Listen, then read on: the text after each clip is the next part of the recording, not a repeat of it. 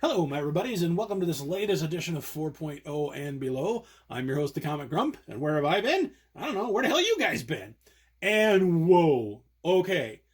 Now, as you can see, I went and purchased myself a giant treasury-size edition, but before we get to that, we need to talk about this comic, Weird Mystery Tales number 20. Now, I had this for a while. I showed this, I think, off in the last episode.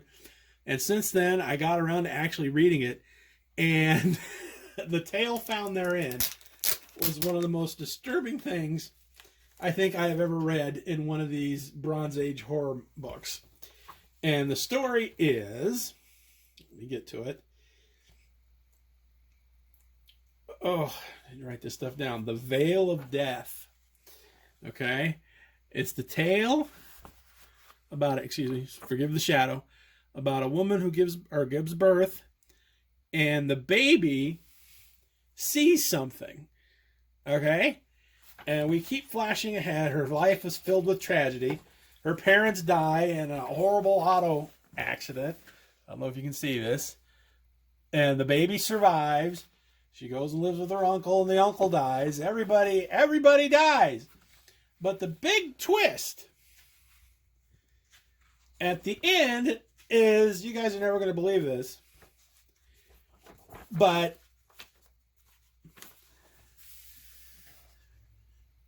yep, the baby was dead the whole time. It was a whole flashback. It's like Occurrence at Owl Creek Bridge or a Twilight Zone episode. I don't know. I read that, and boy, it just kind of freaked me the hell out. So anyway, highly recommended if you can track that one down. Again, Weird Mystery Tales number 20. Okay, moving on.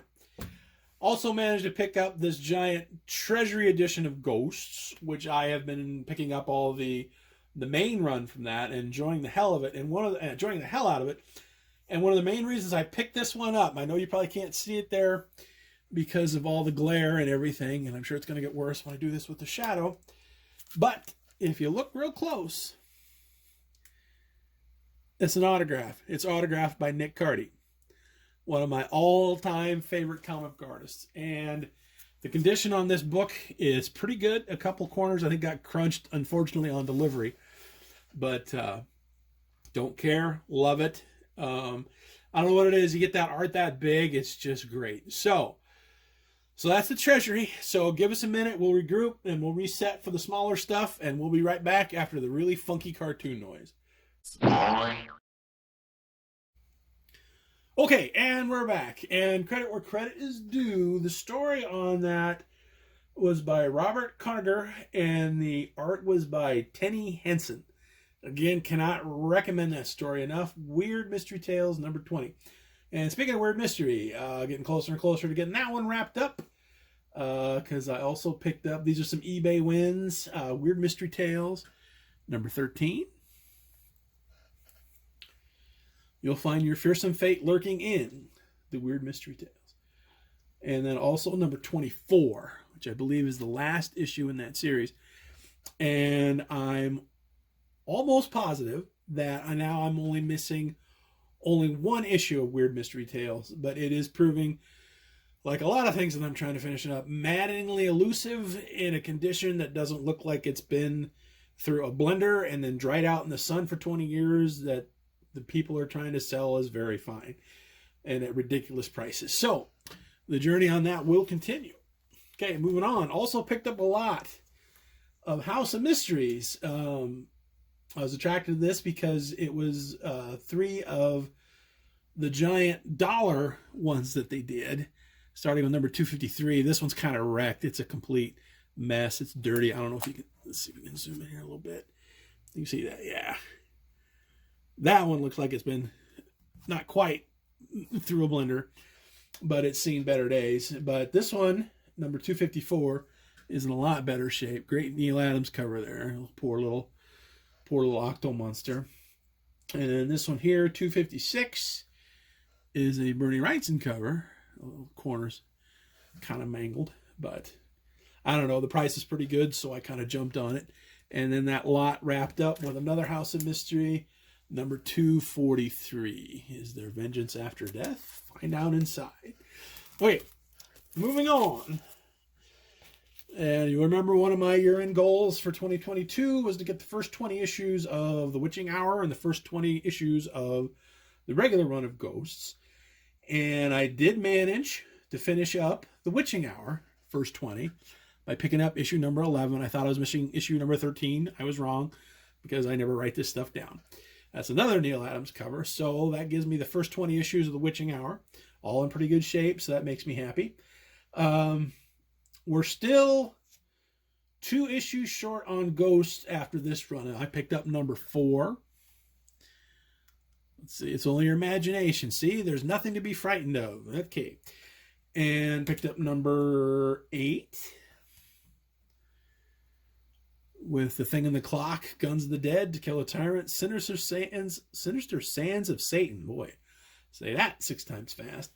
And number 10 with Hell Beast of Berkeley Square, Ghost of Winsgate Gallows, A Spectre Stalks Saigon, and Death Comes at Dawn. So yeah, so I'm only missing, I think it's issue number 5 and number 6. I kind of got a lead on number 5 online, but number 6, boy, I just cannot find one that hasn't been shredded. But like I said, the search for that will continue too.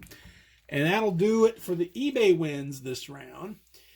And also, for the first time ever, I finally took a bunch of duplicate books and stuff that I didn't need to my LCS and traded them for store credit.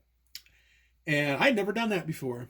I know back in the 90s when things were tight, I kind of tried to sell some stuff, just kind of make some ends meet, but that was after everything imploded and no one was buying. They'd trade you for them, but like I said, at least the places that I went, like nobody was interested in anything. So that's the first time I ever let any of my children go, and it was a little harder than I thought it would be, but it paid off in the end because I got a really good trade-in value and stumbled on some pretty cool stuff in the stacks.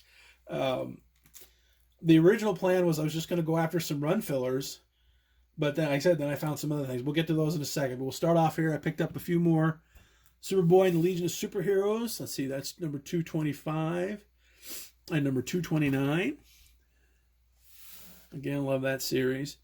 Also found a Challengers of the Unknown, number 66. Well, if that's... I'm not sure who did that cover. It looks a little bit like Joe Creebert. It looks a little bit like Nick Cardy. It looks a little bit like Neal Adams. So I don't know. I'm going to have to look that up. Okay. Moving on. Also picked up a couple issues of The Unexpected. Some oversized ones. That's a 48-pager for only 25 cents. Run for Your Death. That's number 131. And then also a 52-pager. And that's number 132, On the Edge of Madness. There, dear. Don't be frightened. It was only the wind. Babysitter will take care of you. But who's going to take care of him? Okay. Now, let's see. Also picked up a few more Howard the Ducks that I needed. Number 12. This is in really good shape. Of course, this is the first comic book appearance of the band Kiss. And it's like on the last page. And then they show up again for a few pages in number 13. So slowly getting that put together too, just by accident. I just kind of been picking up a few things here and there and then kind of tallied it up. And it's like, holy crap, you're only like 5 issues short. So hopefully maybe next year we'll get old Howard wrapped up too. Okay, also picked up a giant size werewolf, number 5. Now, I already had this one, but for heaven's sakes, this was in such good shape. And that spine for a square bound, I mean, holy crap. It's a little dinged and a little crushed in a few spots, but man, compared to the one that I had, that thing's immaculate. Okay, now these were the big exciting finds, and I couldn't believe it when you found them in the boxes and not like up behind the counter like they usually do with stuff like this. I found a Tomb of Dracula number 4. Little corner scrunch up there, but otherwise that's in really good shape. Tomb of Dracula number 6. Little spine horror going on there in that corner. Again, the corner's a little ding. And then a number 7. That one's in really good shape. Okay, and then 2 more. I got a Tomb of Dracula number 9. Again, that's in pretty good shape, and I was really surprised to find these in the snacks. And with my trade-ins, 2/3 of my bill was covered, so I kind of went bonkers and bought some, because they say they weren't cheap. I think on average those were about $20 a piece, but for the condition that they were in and what those go for online, if you look for them, holy crap, especially in that condition, that's a pretty good deal. And then the last book I got was a Tomb of Darkness, number 21. So I think that was the follow-up. I think Beware was like 1 through 9, and then it turned into Tomb of Darkness for the rest of the run. I think that ran to like issue number 25. So that's it for this haul. Again, we're getting inching closer to our year-end goals, which makes me very happy, and filling in a bunch of gaps and finding a lot of neat stuff and cool things to read. So until next time, this is the Comic Grump, reminding you to never, ever be embarrassed about what you can afford comic book-wise. Until next time, we'll see you later. Bye.